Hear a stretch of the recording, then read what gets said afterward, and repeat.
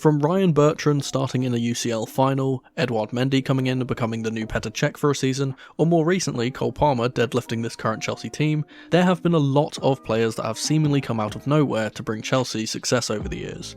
But what if I told you there were some players on the books currently that could have a similar impact, if only they were given the chance? I'm Mono from Mono CFC, and these are 5 hidden gems for Chelsea's first team. Number 1. Andre Santos. Starting off with an immensely promising talent, one of Chelsea's many midfield options next season is the young Brazilian central midfielder Andre Santos. The former Vasco da Gama player didn't have the greatest start to life under Chelsea with a rather disappointing loan to Nottingham Forest, but really picked up in the second half of last season with some very good performances for our sister club RC Strasbourg. Coming into the French side in the January transfer window, he really helped them avoid relegation. Despite only starting 9 out of the 11 games he played for the club, he was a standout in the midfield for them, helping them gain a vital 13 points in their quest to stay away from the bottom 3. They ended up finishing 10 points above the relegation playoff zone, so his involvement was largely a success. That's 5 points further away from the drop than they finished the season prior. To put this further into perspective, on match week 25 of Ligue 1, the game before Santos began starting for them, Strasbourg were in 14th place, only 1 point ahead of FC Nantes in 16th, the first relegation spot. After this, the South Americans' involvement coincided with a decent upturn in form, as I mentioned before, and they survived. And it's not just a coincidence either. If we look at his average performance rating on SofaScore, we can see that he ranked in the top 3 best performing players in the team, and though this is inflated due to low appearances, it's pretty incredible how well he performed overall despite being in a rather weak team, outperforming his midfield partner the majority of the time. Taking a look at his stats in comparison to all other midfielders in the top 5 leagues, he puts up relatively good numbers for a young player playing in his first season of top flight football. For a defensive midfielder, the 2 main areas we want to look at are defending and passing, so let's take a bit of a deeper look at those. One of the 2 things that stand out is his medium length passing. He's in the 84th percentile for passes completed per 90, and the 82nd for attempted passes. Further down we see that despite not usually opting for longer passes, he completes them at an impressive 74.4% success rate, and has a moderately decent balls into the final third stat too.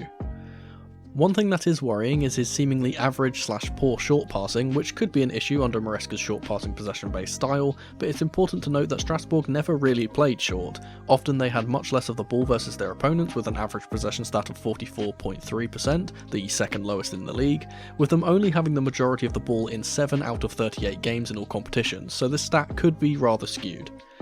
His tackling is his main strength though, and as they were under the cosh for the majority of the time, he was tasked with breaking up the play and starting the counters. We can see here that he was a phenom in the middle when it came to taking the ball off of his opponents, especially up against dribblers.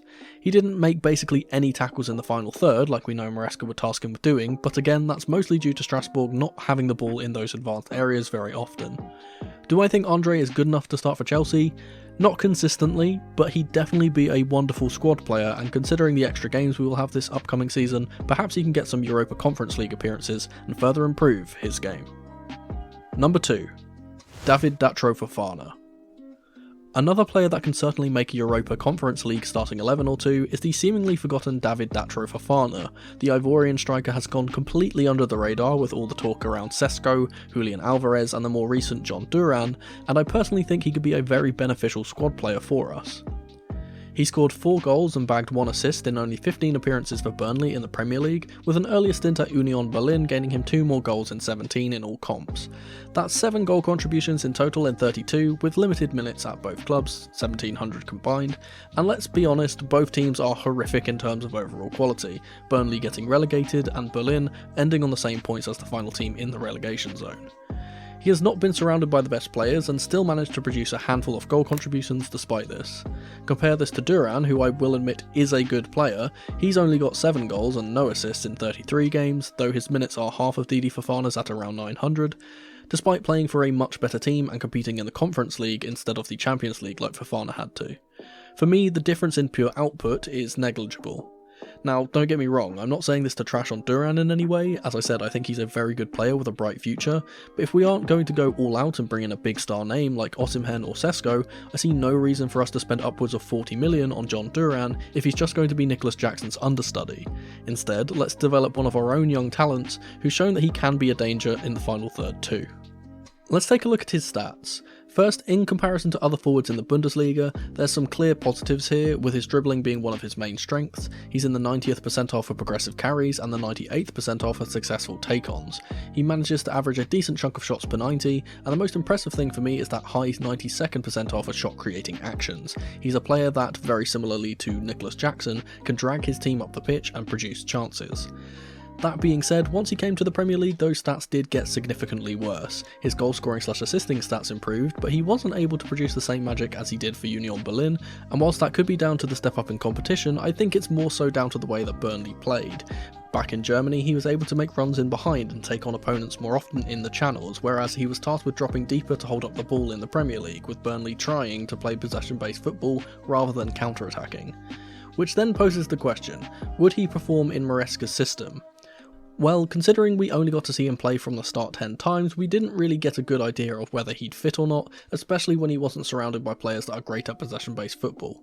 Despite this, I think he'd be a low-risk, high-reward style player that could rotate in for less important games when required, and if performance sufficed, get more game time as he develops. Fofana is no doubt a talent, but a raw one, and we've seen with players like Mudryk that raw talents can produce moments of magic, they just need to have faith put in them to do well. Could that be the case with David? I suppose we'll just have to wait and see. Number 3. Kepa Arrizabalaga.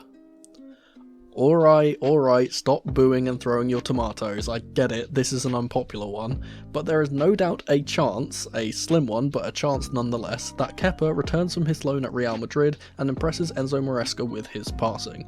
It's no secret that the former Leicester head coach is very insistent on having a goalkeeper that can pass the ball well, and sometimes step into the defence to play as an auxiliary centre-back at times. Kepa, despite his weaknesses in other areas, has always been a good player on the ball, it's part of the reason he was bought in the first place. It's been reported that Enzo wants to work with Robert Sanchez, who we've all collectively agreed is much worse than Petrovic, so it doesn't seem as if shot stopping is the be-all and end-all for a goalkeeper for him. Thus, instead of bringing in a new goalkeeper like Valles for example, it's possible that Kepa returns for a second chance. Despite being replaced by Ukraine's Andriy Lunin for Real whilst Thibaut Courtois recovered from injury, Kepa did play a decent chunk of games for Los Blancos and even got himself a Champions League medal, so let's take a quick look at how he performed and see if we can find some redeeming qualities. If we compare him to all goalkeepers in the top 5 leagues, his stats are surprisingly good. Despite the low amount of minutes he played, he managed to get a large amount of clean sheets per 90 with 0.52, had an impressive amount of goals against with only 0.81 per 90, and his save percentage wasn't horrific either, saving around 75% of shots he faced. However, it's very important to understand that this is mainly down to Real Madrid's impeccable defence in front of him. Looking deeper at these stats, we can see that he faced a comically low amount of shots, and thus made a very low amount of saves, rarely actually being needed. Let's look at the passing, because that's the more interesting thing. We can see here that he likes to play a very short passing game, which would suit Maresca's system, with him rarely launching the ball, whether that be from open play or goal kicks. He had an 82% passing completion last season, which though not great is a vast improvement on Georgi Petrovic, who only recorded 76%, and a small improvement on Sanchez, who registered 79%. Do I think this is good enough justification for him to play? Absolutely not.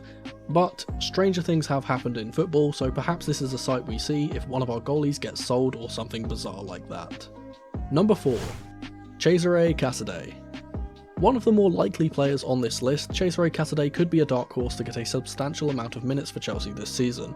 The Italian youth international is coming off of the back of a successful championship loan, winning the second division trophy as Chelsea head coach Enzo Maresca guided Leicester City to another title and promotion to the Premier League. Playing 22 times in the league for the Foxes before being recalled from his loan, Casadei managed to get 2 goals at his tenure at the King Power, but if we're being honest, 14 of those 22 appearances were off of the bench and his minutes were rather limited.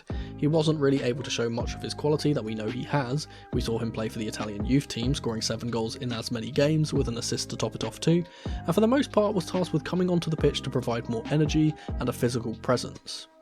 And that's something he's very good at doing in truth. The 6'1", 77kg midfielder is what I like to call a marauder.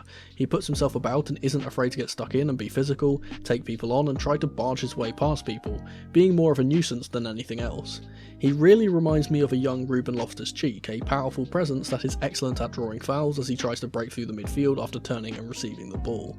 And his stats back this up. As you can see here, when compared to other midfielders in the Championship, he commits a lot of fouls, avoids getting yellow carded, and is also one of the most fouled players in the league with 1.83 on him per 90.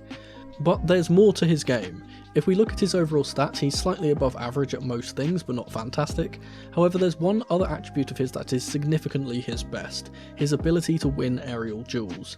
He sits in the 99th percentile for aerials won with 2.75 per 90, and is a major threat both in the middle and in the box. The one thing that this Chelsea midfield has lacked over the last few years is that height and presence centrally, and Casadei is the very obvious solution to this issue. In fact, considering how much Pochettino complained about it, it's bizarre that the Argentine only gave him 70-ish minutes in a Chelsea shirt after he was recalled. Perhaps under Enzo Maresca, who obviously worked with Cesare at Leicester last year, he can break into the team more, with him coming off of the bench in a similar way, or starting in European games for example. We will need extra bodies in midfield considering our injury record and the vast amount of games we will have next season, and with Leslie Ugochukwu seemingly on his way out on a loan, this may open up a gap for the Italian to come into. If not, perhaps he can instead line up as a centre forward as a bit of a different profile, with him able to drop deep into midfield if required like Enzo likes his strikers to do, and also being a fantastic talisman up top. Regardless of the position though, personally I feel like he has a lot of potential and a lot to give next season, so if he makes his way into the team, perhaps he'll be revealed to be a hidden gem in this Chelsea side. Before we get into the final entry, it's time to take a brief look at some honourable mentions. Joshua Chempong. You guys must be sick of me mentioning him by now, but we saw a glimpse of him in the Tottenham win last season and he looked up to the task. He could be a great rotational servant in either the right back or right centre back role next season. Ishe Samuel-Smith. Another fantastic young talent we have in the academy, he is almost perfectly suited to the left back / left centre back hybrid role. Perhaps he gets a few appearances if we aren't able to get Calafiori. David Washington. We know he's been flying for the youth team and could be a fantastic rotational striker for us if we get rid of Broja and don't bring someone else in. Tyreek George. A very talented player that could be a possible answer to our left wing issue. Very unlikely, but I'd hope he'd get a chance or two for cup games. If you think any of these players could be hidden gems, then leave a like on this one to let me know. And finally, number 5, Carney Chukwuemeka. I think Carney is another player that has gone completely under the radar. With all of this talk about Enzo, Lavia and Kunku, Palmer and Caicedo in the centre, hardly anyone has even mentioned his name in that conversation, and personally I think that's a travesty. Fans of this channel will know how highly I rate the lad, with me giving him a B grade in my player ratings despite his limited minutes last year. If you'd like to check out that video, then the link is down in the description. Despite being an established first teamer at this point, Carney still seems to be a question mark player for some. He only played in 9 games in the Premier League last season with a total of 227 minutes, but despite that he still managed to get himself 2 goal contributions, which works out to 0.79 goal contributions per 90. Now, FBref doesn't have the usual stats page for Carney, but by doing a comparison to another midfielder, in this case Davide Fratesi, we can see that he is above the 0.77, which constitutes as high, and if we look at this stat further, this means that he has more than a player that is in the 99th percentile. Obviously these stats are massively skewed due to his limited minutes, but theoretically if Carney could perform at this rate for an entire season, he'd end the season with 30 goals and assists, which is ludicrous. Personally, I'd edit this calculation to a more realistic amount of minutes for him per match, 60, and that would give you 20 goals / assists instead, which is far more reasonable but still astonishing if he could stay fit. And this is disregarding the goal he scored in 12 minutes of game time in the FA Cup 2 when he slotted in the winner versus Leicester. We know the talent that Carney has. He's a fantastic dribbler, great in tight spaces and has the ability to finish well. His passing is excellent too, completing 85.8% of his passes overall and 93.5% of his short passes specifically. This would put him in the mid-90s-ish percentile for that stat. Not only that, but he's versatile too, being able to play in centre mid as an 8, higher up as a 10, or even off of the left flank. That versatility would help fit him into a position under Maresca, as he's more than capable of playing in one of the inside 10 roles, or even deeper as a 6 or 8 if needed. In Enzo's short passing possession based style, Carney would likely thrive too, able to play in combination with his teammates with 1-2s like we've seen in the past, pass through the congested lines, and just bring a spark of inspiration to that left side that we currently don't have. Here's hoping that he can stay on top of his injury worries this upcoming season and really cement himself as a mainstay of our team, being a hidden gem that's, well, hidden in plain sight. We'll have to wait and see whether any of these players do indeed break through into the team, but if you can't wait until then, YouTube reckons you'll enjoy one of these 2 videos on screen in the meantime. Thank you guys so much for watching as ever, and remember, in the rain or in the dry, keep that blue flag flying high. Come on, you Blues.